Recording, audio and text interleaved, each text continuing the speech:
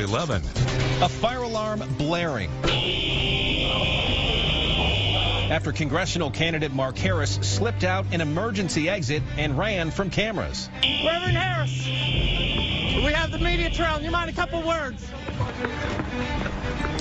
Well, in the last hour, Mark Harris tweeted to our political reporter Joe Bruno trying to explain why he was in such a hurry tonight. Thanks for joining us. I'm Scott Wickersham. I'm Erica Bryant. Now, we've told you that the State Board of Elections has refused to certify Harris in the District 9 race as investigators are looking into allegations of election fraud. Our Joe Bruno is live at the Government Center with how all this played out. Joe?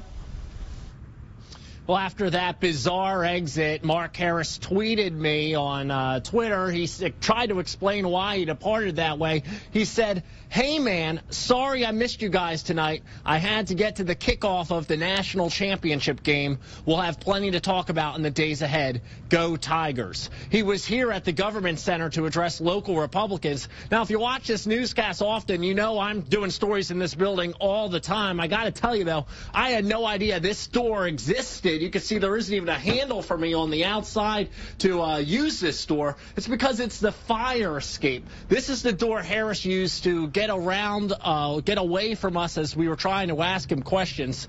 After he ran out this door, he ran across East 3rd Street right here and into the parking lot of the First Baptist Church of Charlotte. After Mark Harris went down the fire exit, an unknown man tried to prevent us from following him. He eventually relented. I, along with a group of other reporters, wanted to ask Mark Harris about the election fraud investigation.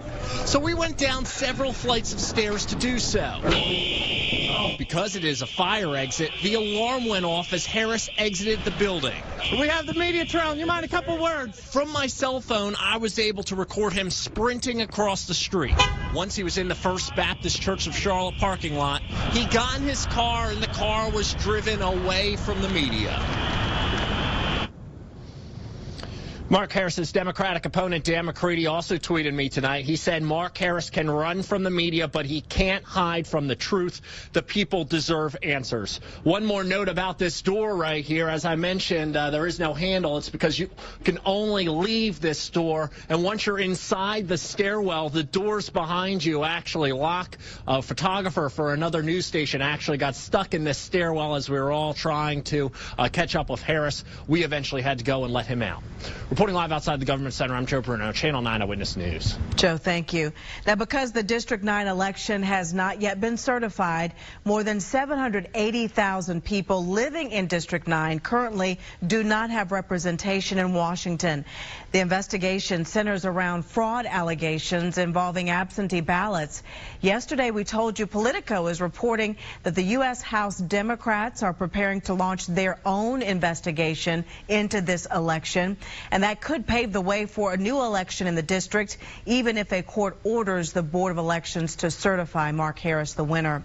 You can find all of our past exclusive coverage and investigations on this story at WSOC.